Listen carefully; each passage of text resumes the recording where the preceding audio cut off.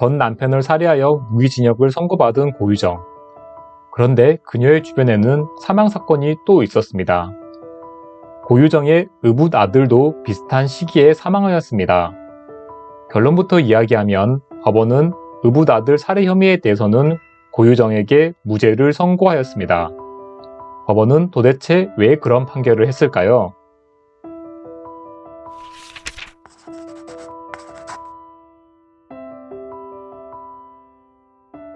먼저 고유정의 주변 인물들을 살펴보겠습니다.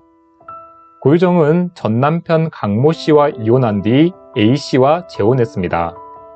A 씨에게는 전 부인과의 사이에서 태어난 아들 B군이 있었죠.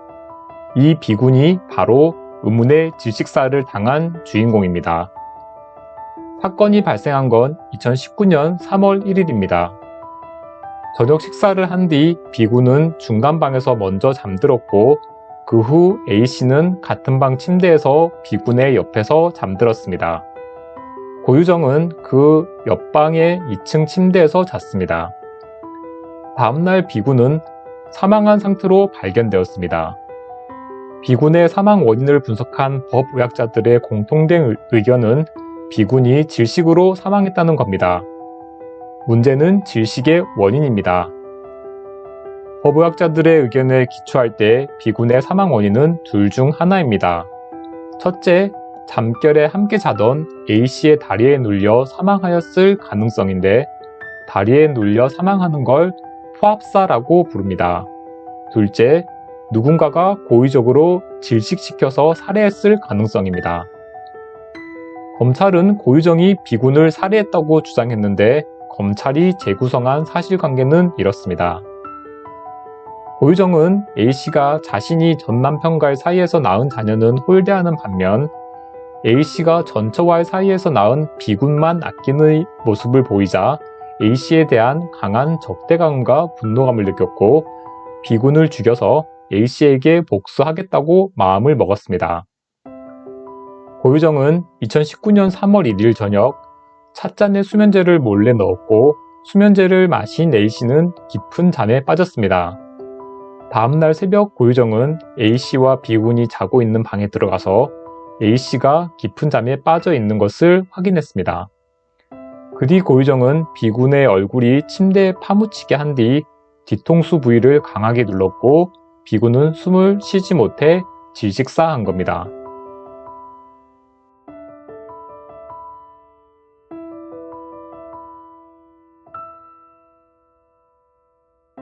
법원은 고유정이 범인이라고 단정하기 어렵다고 판결했는데 이유는 크게 세 가지입니다. 첫째, 범행 동기입니다. A씨에 따르면 평소 고유정과 B군의 관계가 좋았다고 하며 B군이 고유정을 엄마라고 불러왔다라고 진술한 바 있습니다. 또한 B군은 또래에 비해 체격이 왜소했는데 고유정은 B군을 위해 병원에 성장 클리닉을 예약하고 B군의 어린이집 예비 소집일에 참석하기도 했습니다. 이런 점을 보면 고유정이 A씨에게 복수하려고 B군을 범행 대상으로 정하였다고 보기에는 무리가 있다고 봤습니다. 둘째 이유는 수면제와 연관이 있습니다. A씨 모발에서 독세핀 성분이 검출되었는데 고유정이 병원에서 처방받은 불면증 치료제에는 독세핀 성분이 포함되어 있습니다. 고유정이 A씨에게 수면제를 먹였을 가능성은 있지만 그게 확실하지는 않습니다. A씨는 항우울제와 신경안정제를 처방받기도 했는데 B군이 사망할 무렵에 불면증을 치료하기 위해 A씨 스스로 약을 복용하였을 가능성도 있기 때문입니다. 셋째, 사망 추정 시간입니다. 검찰은 B군의 사망 이후 상태를 토대로 B군이 2019년 3월 2일 새벽 4시경부터 6시경 사이에 사망했다고 추정하는데 고유정은 그 시간에 휴대전화를 이용하느라 깨어 있었습니다. 검찰은 고유정이 B군의 사망 추정 시각에 깨어 있었다는 사실이 고유정의 범행을 뒷받침하는 유력한 간접 정황이라고 주장했습니다. 그런데 다수 법의학자들의 의견에 따르면 사후 경직 상태만으로는 B군의 정확한 사망 시각을 추정하기는 어렵다고 봅니다.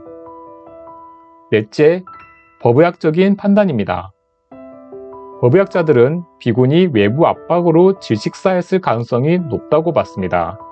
당시 비군은 4세였는데 그 나이 또래의 아이가 같이 자던 A씨의 신체에 눌려 포압사했을 가능성은 매우 낮다는 것이죠.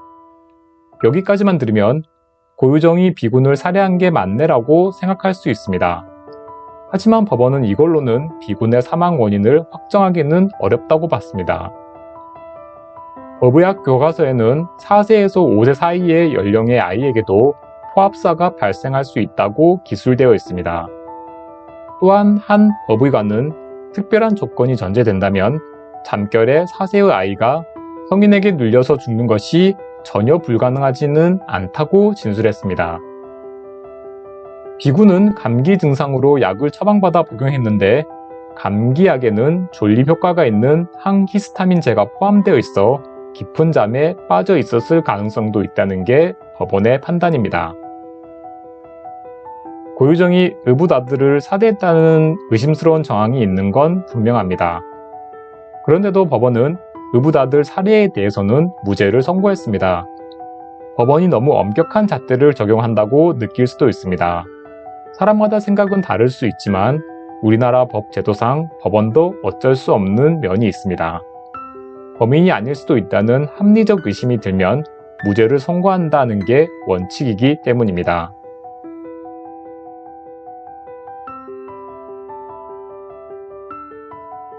전 남편을 살해한 혐의로 무기징역을 선고받은 고유정은 의붓 아들을 살해했다는 의심도 받았습니다. 검찰은 고유정이 의붓 아들을 살해한 범인이라고 주장했습니다. 하지만 법원은 고유정이 범인이라고 단정하기는 어렵다는 이유로 의붓 아들 살해 혐의에 대해서는 무죄를 선고했습니다.